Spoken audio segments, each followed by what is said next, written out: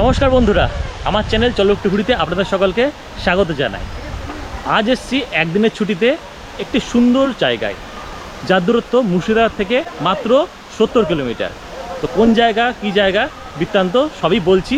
তো চলুন ভিডিওটা প্রথম থেকে শুরু করি।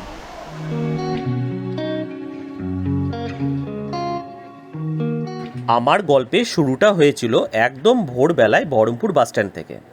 ভোর 4:40 রামপুরহাটগামী প্রথম বাসে চেপে আমাদের প্রথম গন্তব্য ছিল রামপুরহাট বাসস্ট্যান্ড। তারপর সেখান থেকে একটি টোটো করে চলে এলাম রামপুরহাট স্টেশন। ভাড়া পড়েছিল 20 টাকা জনপ্রতি, কারণ সেখান থেকেই ছিল আমাদের ট্রেন। তো এখন আমরা আছি 53403 রামপুরহাট গয়া প্যাসেঞ্জার স্পেশালে। এই ট্রেনটা করে আমরা যাব হচ্ছে মহারাজপুর। তো নর্মালি আজিমগঞ্জ থেকে আমার ট্রেন ছিল, কিন্তু সেটা ছিল ভোর 4:40-এ।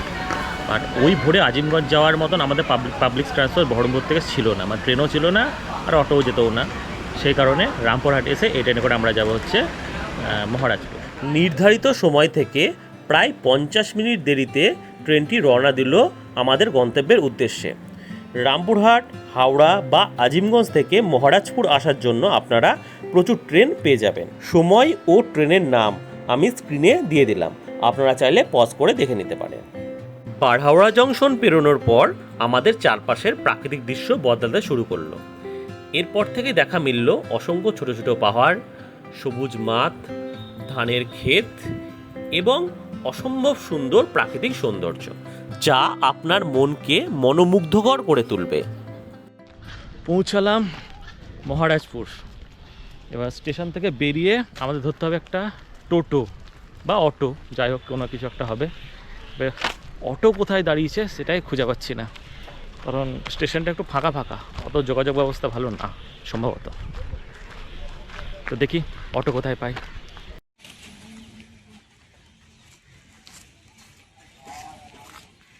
তো এই যে এটা হচ্ছে মহারাজপুর স্টেশন। এখান থেকে নেমে এই সাইডে এসে এখান থেকে অটো পাবেন, বা সামনে থেকেও অটো পাওয়া যাবে। তাহলে আর কি, চেপে বসলাম অটোয়। মহারাজপুর স্টেশন থেকে মতিঝর্ণা পর্যন্ত অটো ভাড়া নিল আমাদের কাছ থেকে 20 টাকা জনপ্রতি। তবে মনে রাখবেন, আপনারা যারা নিজস্ব গাড়ি নিয়ে আসবেন তারা গুগলে সার্চ করবেন মতিঝর্ণা ওয়াটারফলস, কারণ মতিঝর্ণা সার্চ করলে শুধু স্টেশন থেকে যে গ্রামটি আছে সেই গ্রামটিকে দেখাবে, সেটির নামও মতিঝর্ণা। আর মতিঝর্ণা ওয়াটারফলসটি কিন্তু এই গ্রাম থেকে পাহাড়ের অনেকটা উঁচুতে, যা স্টেশন থেকে প্রায় 4 কিলোমিটারের মতো। রাস্তার কন্ডিশন খারাপ,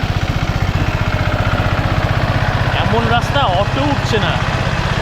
এখানে টোটো পাওয়া যাবে না, কিন্তু এখানে যাবে অটোই।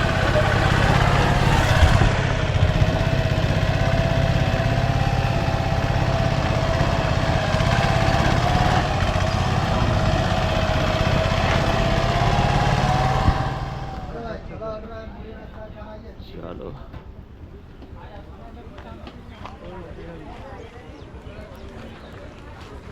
তো যাই হোক পৌঁছালাম মতিঝর্ণার গেটে। এখান থেকে টিকিট নিল পার হেড টিকিট 5 টাকা করে, আর অটোতে ভাড়া নিল 20 টাকা করে পার হেড, মানে স্টেশন থেকে আর দূর অব্দি। আমরা ভুল রাস্তা চলে গেছিলাম, ট্রেন থেকে নেওয়ার পর পেছনের দিকে চলে গেছিলাম। ট্রেন থেকে নেমে সামনের দিকে পড়বে অটো স্ট্যান্ড, সেখান থেকে মতিঝর্ণা আসার অটো পাওয়া যাবে।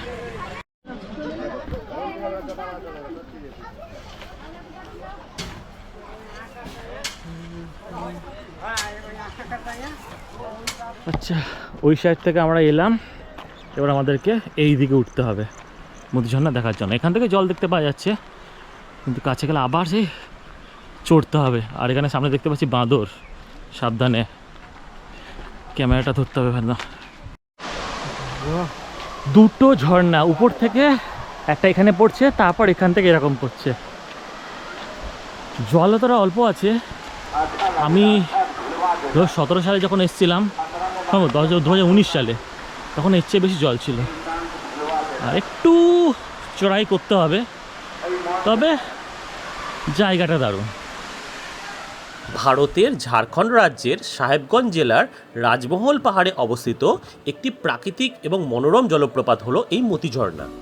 সবুজ পাহাড়ের মাঝে অবস্থিত এই জলপ্রপাতটি প্রায় 100 ফুট উঁচু এবং এর জলধারা মুক্তোর দানার মতন পড়ে বলেই এর নাম মতি ঝর্ণা। বছরের অন্য সময় অত জল না থাকলেও বর্ষাকালে এই জলপ্রপাত খুবই সুন্দর দেখায় ও চারিদিক একদম সবুজ হয়ে থাকে, যেই কারণে এই সময় দেশের বিভিন্ন প্রান্ত থেকে বহু পর্যটক ভিড় জমান এখানে। এছাড়াও শ্রাবণ মাসে এখান থেকে প্রায় 1.5 ঘন্টা দূরত্বে অবস্থিত শিবগাড়ি ধাম দর্শন করে পুণ্যার্থীরা মতি ঝর্ণা দেখতে আসেন, কারণ এই ঝর্ণার ঠিক নিচে একটি শিব মন্দির আছে যার নাম মতিনাথ ধাম।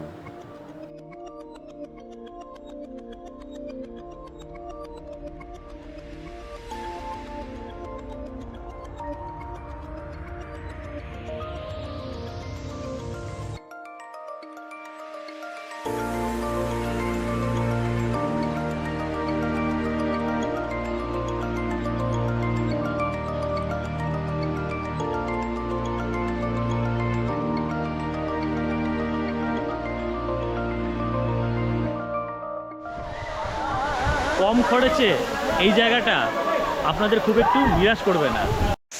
ওরে বাবা, এখানে আবার দেখছি কুমির। এই একটা স্টেপ, এই একটা স্টেপ, আর নিচে এই একটা স্টেপ।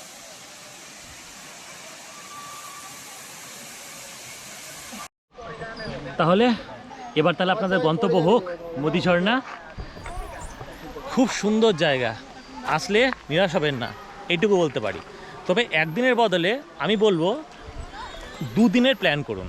প্রথম দিন আজকে মতি ঝর্ণায় এসে এখানে ঘুরে টুরে এখান থেকে যান বারহাওড়ায় নাইট স্টে করে তারপরের দিন শিবগাদি ধাম ও বিন্দুবাসিনী মন্দির দেখে তারপর বাড়ি ফিরে যান। এটা হবে একটা পারফেক্ট প্ল্যান, কিন্তু আমাদের হাতে সময় নাই এবং আমাদের শিবগাদি ধাম দেখা অলরেডি হয়ে গেছে, যে কারণে আজকে আমরা শিবগাদি ধাম আর গেলাম না। এখান থেকে আমরা খাওয়া দাওয়া করে বাড়ির পথে রওনা দেব। শিবগাদি ধামের ভিডিও অলরেডি আমার করা আছে, উপরের আই বাটন এবং নিচে ডেসক্রিপশন বক্সে দিয়ে দিলাম, আপনারা চাইলে দেখে নিতে পারেন। তো ঘোরা হলো, দেখা হলো, এবার করতে হবে খাওয়া দাওয়া। পেঁচে ছুঁচোই উঁকি দিচ্ছে, বাঙালি থালি পাওয়া যাবে নাকি দেখতে হবে। ভাত খেতে হবে, ভাত না হলে শুকনো মুড়ি খেয়ে থাকতে হবে। দেখা যাক কপালে কী থাকে। ভাতের হোটেল আছে নাকি এখানে, দেখা যাক। অত ভালো দোকান পাবেন না, তবে কাজ চালানোর মতন নিচে দোকান আছে। অর্ডার করলাম ভেজ থালি, 50 টাকা প্রতি প্লেট। একটা ঠান্ডা জলের বোতল নিয়েছি। খাওয়া দাওয়া কমপ্লিট হলো। কানাই ঝাপসা কোয়ালিটির দিক থেকে ঠিকই আছে, এখানে আর কি পাওয়া যাবে। যাই হোক, এবার যাব স্টেশনে। উঠে পড়লাম অটোতে, হয়ে গেল একদিনের ট্যুর। এবার যাব মহারাজপুর স্টেশন। তো একইভাবে আবার আমরা অটোয় চেপে জনপ্রতি 20 টাকা ভাড়া দিয়ে চলে এলাম মহারাজপুর স্টেশনে। এটা হচ্ছে মহারাজপুর স্টেশন, একদম ফাঁকা। এখানে একটা তুলসী মঞ্চ আছে, এটা মন্দির আছে, এটা মনে সম্ভবত কালী মন্দির। পুরোপুরি ফাঁকা স্টেশন, সেরকম ভিড় নাই।